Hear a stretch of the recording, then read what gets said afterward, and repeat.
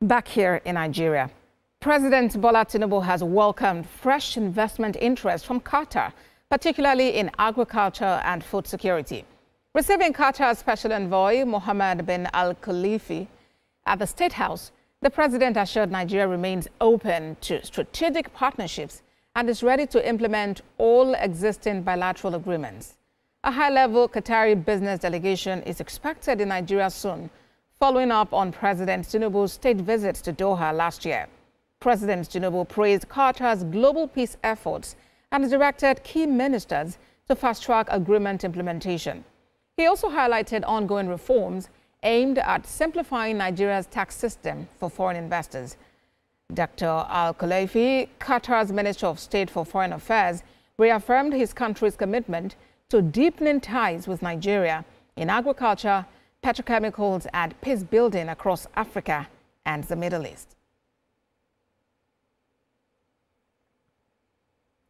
Special Advisor to the President on Economic Affairs, Office of the Vice President, Dr. Fasua, says Nigeria has paid the principal of the IMF loan.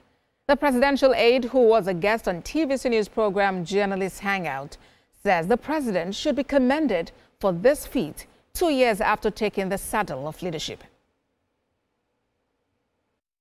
Well, the IMF made a statement that was clear that Nigeria has finished paying the principal of 3.4 billion. Look, people, of course, opposition parties will try and poo-poo everything, including when government gets it right. That's why we too, in government, we're stepping out to clarify some of these issues, especially in an age where people hear only headlines and run with it.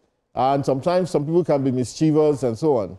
I don't know why people will be angry or, sad when Nigeria repays its debt. Very few countries in this world are able to pay that kind of amount. So when we talk about the depletion of look at what has happened. It's remarkable.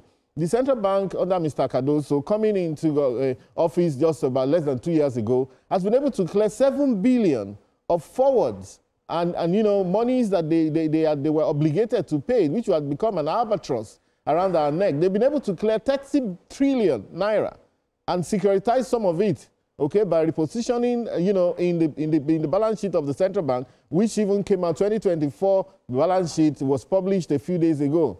Even in the UK, the US have not been able to fulfill their own obligation. The US spent about $6 trillion on COVID. Britain spent 410 billion pounds, which the Bank of England is warehousing. Nigeria has been able to step up. We have been able to see growth after COVID, when they said we couldn't see growth. We've been able to outstrip the growth projections of the IMF and the World Bank. Please give us a break. Give Mr. President a break.